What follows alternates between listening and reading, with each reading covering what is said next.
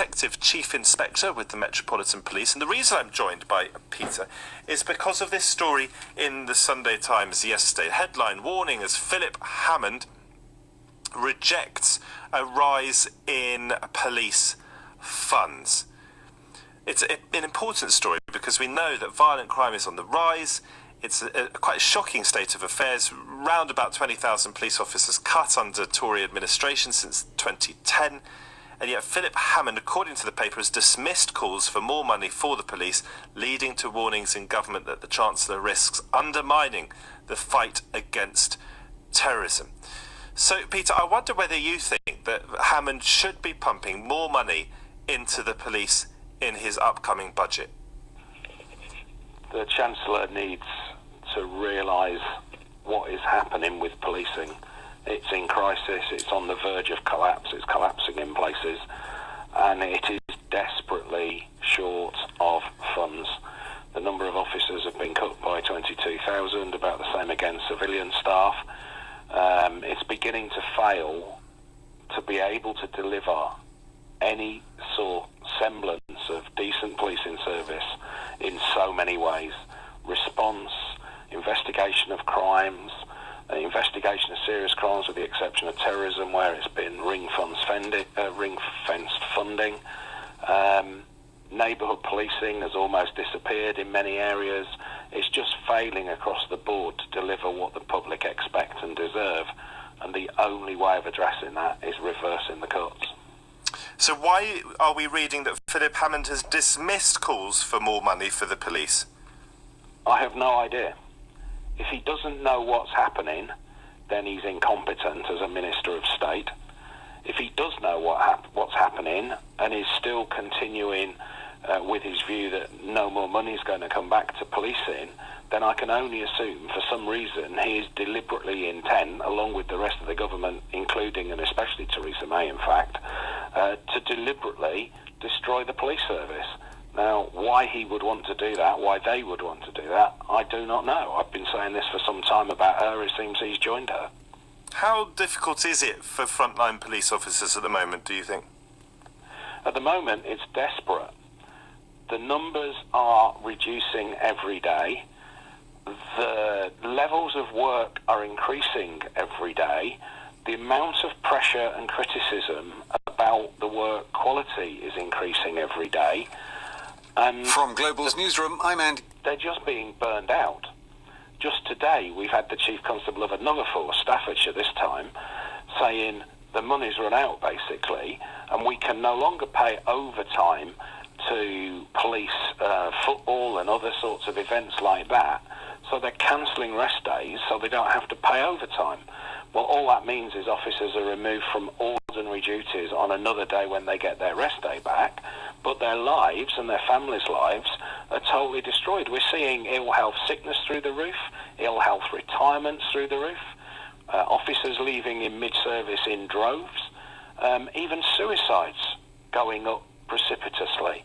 The police service is genuinely in crisis, and Hammond has just joined May in totally blithely ignoring this fact. Do you think that the Tories are complacent about their reputation for law and order? The Tories always prided themselves on being the party of law and order. I have been saying for a couple of years now, and it's just getting more and more obvious, that they are now the party of crime and disorder. They will never, for a generation, be forgotten for what they have done to the police service, and they wouldn't be forgotten even if he reversed the cuts tomorrow, which he's plainly not going to do. At some point, someone is going to have to put pen to paper about how Theresa May and her three governments that she served in since 2010 have destroyed the British police service, which was once the envy of the world. What do you say to this report in the Sunday Times that says Hammond has refused to budge on more funds and is said to think that the police would help their case for more money if they were more responsive to local residents and did more to investigate crimes such as burglaries rather than labour-intensive investigations into historic sexual offences? What's your reaction to that? I'm afraid that just demonstrates his utter ignorance of the situation. the situation about historic sex abuse, the police have got loads of criticism from politicians and from the media to get into these historic cases. If you're talking about child sex abuse or child sexual exploitation, the issue in Rotherham and Rochdale, when it was really slow for the police to realise what was going on and get involved with it, when the inquiries took place, they found that the police, through being focused on things like burglary and motor vehicle crime, for which there were performance indicators, for which the government was overseeing them and taking a big stick out if they didn't meet their targets, was distracting them from getting involved in this new problem that had just come to light. It was a major issue in why the police were slow to get to grips with these things. I just find it utterly unbelievable that he has been so crass as to use that example. There are no police out in communities to do what communities want.